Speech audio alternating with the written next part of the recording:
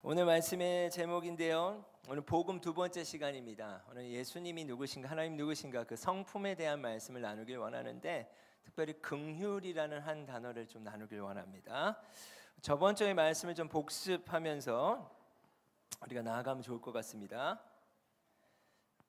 네, 잠시만요.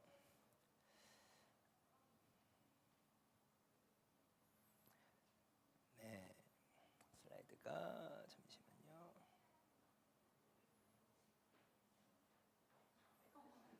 이게 나왔네. 네, 우리 딸이 나왔죠. 오케이. 우리 저번 주 말씀을 좀 복습하면 하나님이 우리를 창조하셨습니다. 아멘. 창조하셨고 우리는 피조물이에요. 그러니까 사실 하나님이 우리를 창조하셨다는 사실을 믿는다면 그게 사실이죠. 창조주와 우리의 관계가 있다라는 거예요.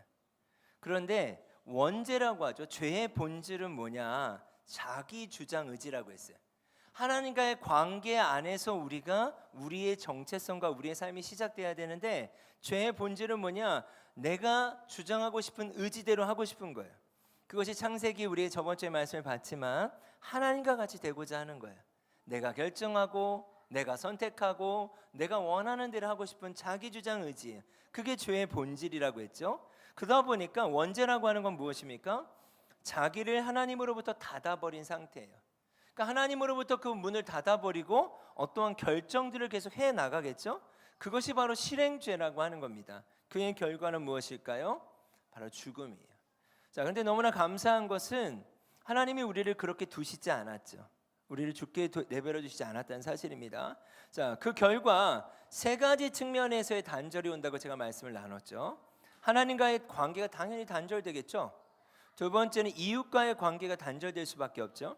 세 번째는 진정한 자아로부터의 단절이 오죠. 내가 누군지를 알 수 없는 거죠. 하나님이 나를 창조하셨는데 그 안에서의 나의 삶이 있는데 그것들을 닫아버리고 단절해버렸기 때문에 내가 누군지를 알 수 없는 거예요. 자, 자신이 누군지 알 수 없는 부분에서 세 가지 측면이 따라 나오게 됩니다. 본질적인 외로움에 처하게 돼요. 무엇을 해도 우리는 본질적으로 외로울 수밖에 없어요. 그 단절된 상태에서는. 두 번째, 인생의 허무함을 경험할 수밖에 없습니다. 우리 신앙의 기초에서 나눴죠. 왜 허무할 수밖에 없냐? 내 삶의 목적을 발견할 수가 없는 거예요.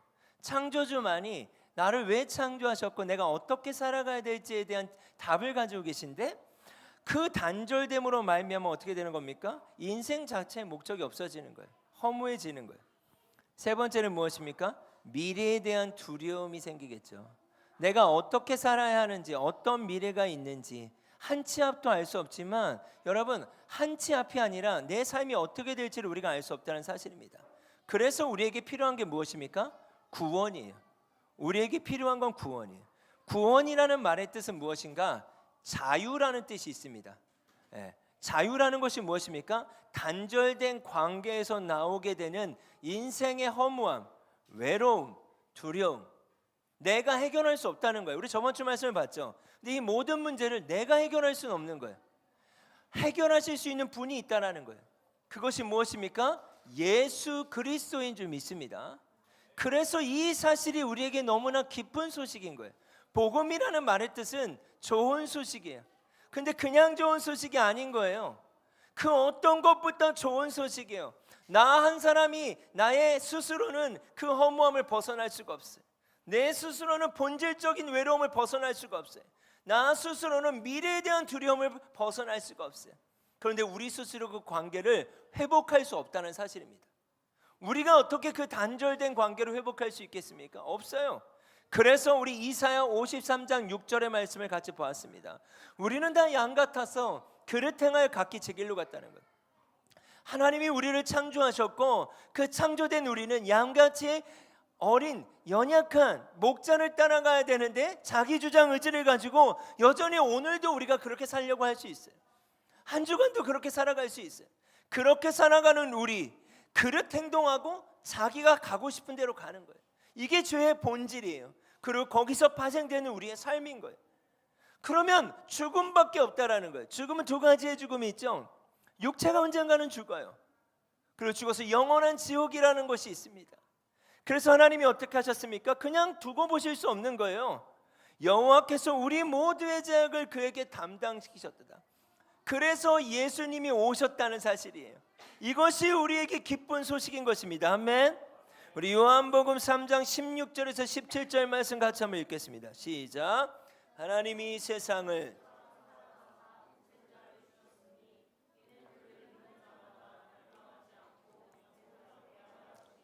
하나님이 그 아들을 세상에 보내신 것은 세상을 심판하려 하심이 아니요 그로 말미암아 세상이 구원을 받게 하려 하심이라. 아멘.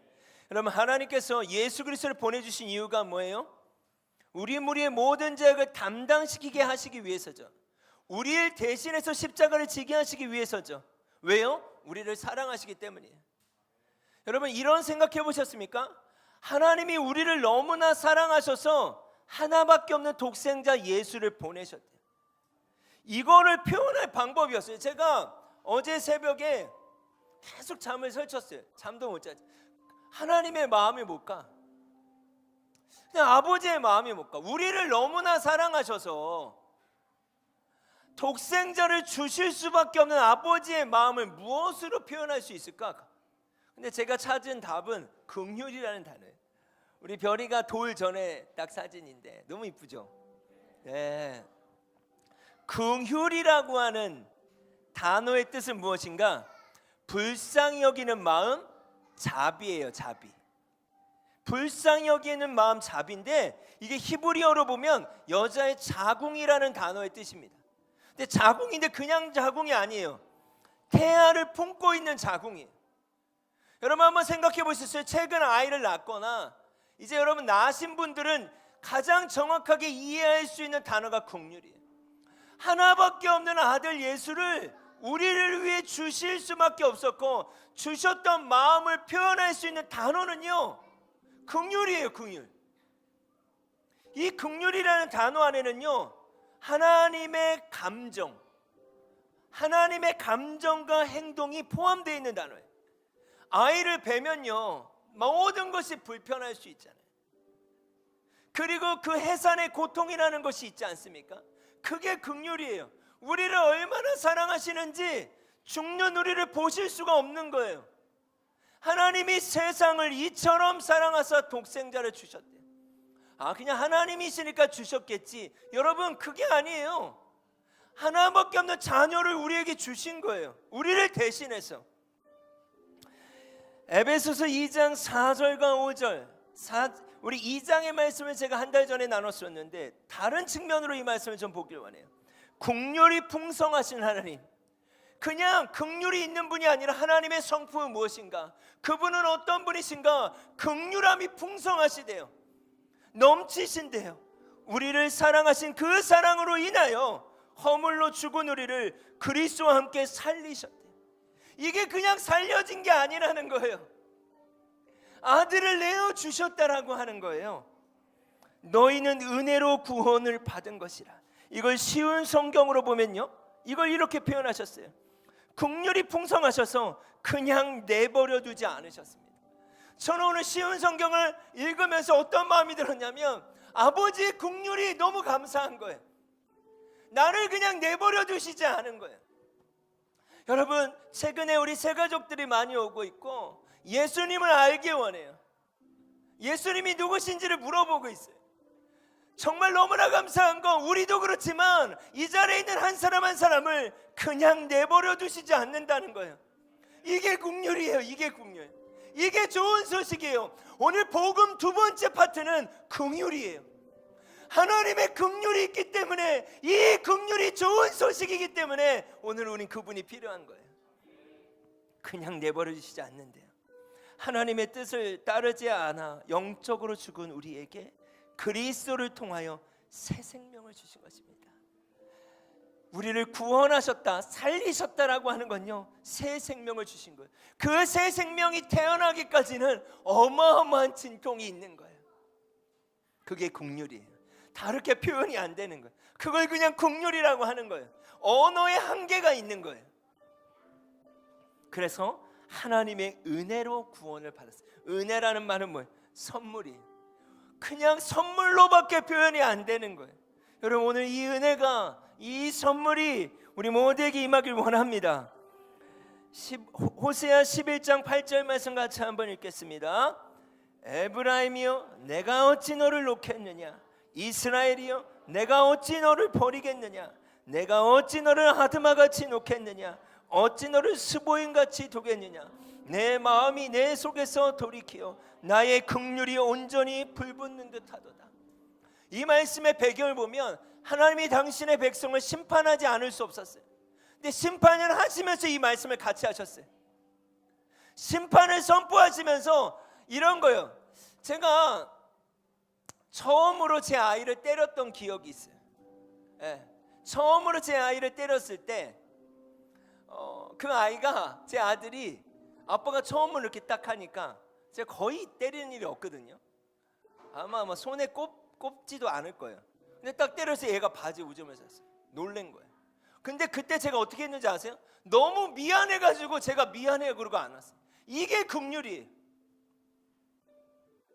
하나님이 심판하실 수밖에 없었어요. 왜요? 돌이키게 해야 하니까.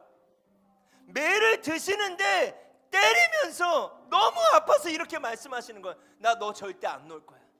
내가 어찌 너를 놓겠느냐, 내가 어찌 너를 버리겠느냐. 하나님이 이렇게 말씀하시는 거예요. 이게 긍휼이에요. 내 속에서 나의 긍휼이 불붙는 듯하도다. 여러분, 자녀를 훈육해 보신 분은 알잖아요. 잘못하면 어떨 때는 혼을 내야 돼요. 그게 무엇입니까? 긍휼이에요. 내 자녀를 포기해서 그러는 게 아니잖아요. 너무나 사랑하기 때문이잖아요. 그게 긍휼이에요. 하나님이 오늘 우리에게 그렇게 다가오길 원하세요. 내 마음이, 나의 긍휼이 너를 향하여 불붙는 듯하도다. 내가 너를 그냥 내버려 두지 않을 거야. 여러분, 이 말이 부담스럽게 다가오십니까? 내가 그냥 너를 내버려 두지 않을 거야. 이게 긍휼인데, 여러분, 이것이 여러분에게 어떻게 느껴지십니까? 혹 부담으로 느껴지십니까? 그게 긍휼이에요. 그게 아버지의 사랑이에요. 그냥 두실 수 없는 거예요, 그분은. 여러분, 영상 하나를 우리 좀 보길 원해요. 여러분 잘 아시는, 최근에 우리 이어령 장관님 소천하셨는데 그분의 딸이에요. 이민아 목사님. 사실 그 딸을 통하여서 우리 이어령 장관님이 예수를 믿게 됐죠.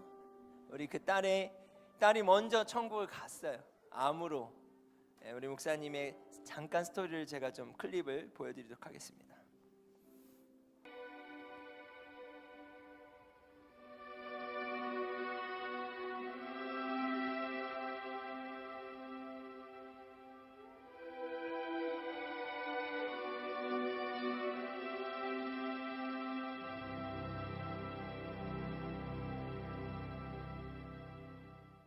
제가 아픈 거하고 아들이 아픈 거가 틀리더라고요.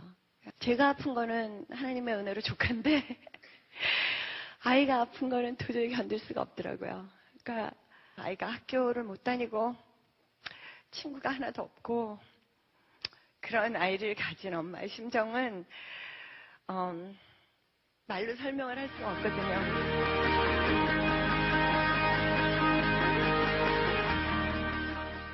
어느 날 예수님이 저에게 주신 말씀이, 그래서 내가 왔다.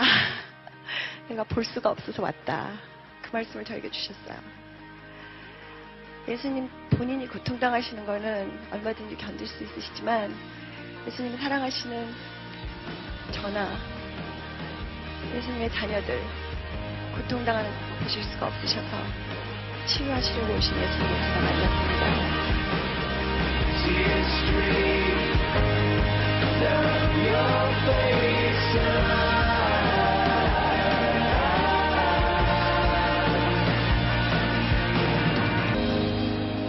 Lights will guide you home and ignite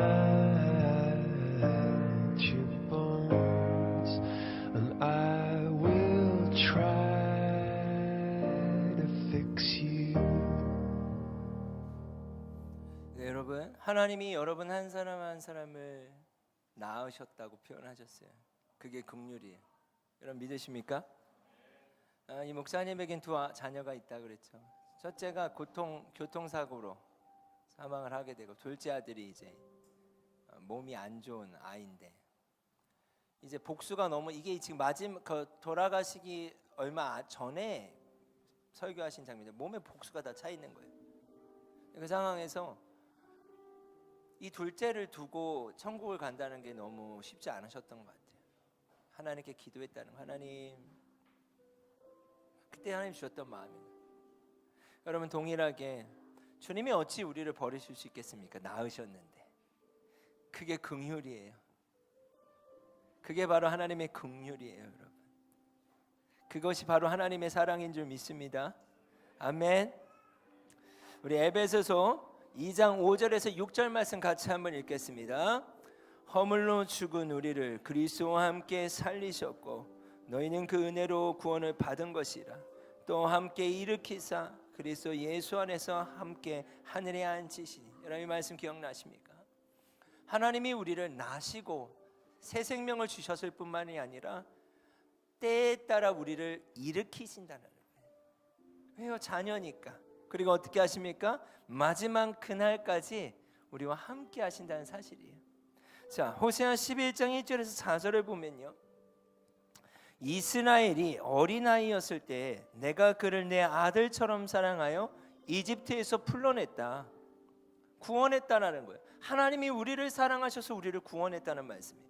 그러나 내가 부르면 부를수록 이스라엘 백성은 내게서 더 멀어졌다.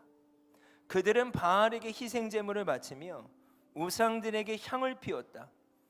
이스라엘에게 걸음마를 가르쳐준 이도 나요, 품에 안아준 이도 나다. 내가 그들을 치료해 주었으나 그들은 깨닫지 못했다. 내가 사람의 줄 곧 사랑의 줄로 그들을 이끌었고 그들의 목에서 멍에를 벗겨주었다. 몸을 굽혀 그들을 먹여주었다. 이 말은 뭘까요? 하나님이 우리를 구원하셨는데 하나님이 우리를 부르면 부를수록 우리는 멀리 갈 때가 많다는 거예요. 그럼에도 하나님이 어떻게 하셨는가? 그럼에도 이끄시고 멍에를 벗겨주셨고 우리를 먹여주셨다는 거예요. 여러분, 우리가 이 자리에 있다라고 하는 게 바로 긍휼입니다. 여러분, 믿으십니까? 때론 그럴 때 있잖아요. 나에게 좀 오면 안 되겠니? 근데 그러면 그럴수록 우리가 더 멀리 갈 때 있지 않습니까? 그 사실에 대해서 하나님이 알지 못하시는 것이 아니라는 거예요. 알지만 그럼에도 입히시고 먹이신다는 거예요. 그럼에도 걸음마를 가르쳐 주신다는 거예요. 왜요? 그게 긍휼이에요. 그게 그분의 성품이에요. 제가 한 번은 말씀드렸죠. 난 이해가 안 갔어요. 저는 왜 하나님이 우리를 이렇게 사랑하시는지에 대해서 이해가 되지 않았어요. 근데 제가 깨달은 건 뭐라 그랬죠? 성경에 딱 한 절을 통해서 깨달았어요. 그 이유는 하나예요. 하나님은 사랑이시라. 왜 하나님께서 걸음마를 가르쳐 주시고 입히시고 먹이셨는데 내가 깨닫지 못한다면 그냥 놓으실 수도 있잖아요. 근데 긍휼이라고 하는 하나님의 사랑은 뭐예요? 우리가 포기되지 않는 거예요. 이걸 어떻게 설명할 수 있을까요? 포기하지 않기로 하나님이 결정하셨기 때문이에요. 그게 하나님의 뜻이에요. 그걸 긍휼이라고밖에 말할 수가 없는 거예요. 여러분, 우리의 인생이 이 구간이라면 우리는 언제 죽을지 몰라요. 그러나 우리의 삶이 긍휼로 시작됐음을 믿습니다. 아멘. 오늘 이 두 번째 복음 시간에는 이 긍휼을 믿는 거예요. 하나님이 어떠한 순간에도 나를 내버려 두시지 않는다. 이것이 기쁜 소식으로 들렸으면 좋겠어요. 이것이 우리를 얽매는 소식이 아니라 복음으로 들렸으면 좋겠습니다. 복음은 뭐예요? 좋은 소식이에요. 이 긍휼이 오늘 나에게 임하게 하여 주십시오. 나의 인생 가운데 수많은 것들을 경험하게 되고 나의 인생 가운데 내가 언제 죽을지 모르지만 하나님의 긍휼은 오늘도 나를 일으키시고 오늘도 나를 살리시며 오늘도 나와 함께 하신다는 사실입니다. 아멘. 우리 요한복음 10장 10절에서 11절 말씀 우리 한 목소리로 한번 합독하겠습니다. 도둑이 오는 것은 도둑질하고 죽이고 멸망시키는 것뿐이요 내가 온 것은 양으로 생명을 얻게 하고 더 풍성히 얻게 하라는 것이라. 나는 선한 목자라. 선한 목자는 양들을 위하여 목숨을 버리거니와 삭구는 목자가 아니요 양도 제 양이 아니라 이리가 오는 것을 보면 양을 버리고 달아나라니 이리가 양을 물어가고 또 해치느니라. 여러분, 우리가 믿는 예수님 하나님은요 선한 목자인 줄 믿습니다. 긍휼이 풍성하신 그 하나님은요 우리를 살리시는 분이에요. 아멘. 살리시고 일으키시고 함께 하시는 분이십니다. 그분은 우리를 버리시지 않아요. 그분은 선한 목자. 그게 바로 긍휼이에요. 시편 23편 말씀, 여호와는 나의 목자시니 내게 부족함이 없으리라. 여러분, 긍휼이 풍성하신 하나님을 우리가 받아들이고 믿을 때 오늘 이 말씀이 우리 안에 놀라운 생명이 되길 원합니다. 그 여호와, 그 예수님, 그분이 나의 목자시라면, 그 긍휼이 풍성하신 분이 나의 목자시라면 내게 부족함이 없습니다. 그가 나를 푸른 풀밭에 누이시며 쉴만한 물가로 인도하시는도다. 내 영혼을 소생시키시고 자기 이름을 위하여 의의 길로 인도하시는도다. 내가 사망의 음침한 골짜기로 다닐지라도 해를 두려워하지 않을 것은 주께서 나와 함께 하심이라. 왜요? 그분은 선한 목자세요. 주의 지팡이와 막대기가 나를 안위하시나이다. 주께서 내 원수의 목전에서 내게 상을 차려주시고 기름을 내 머리 위에 부으셨으니 내 잔이 넘치나이다.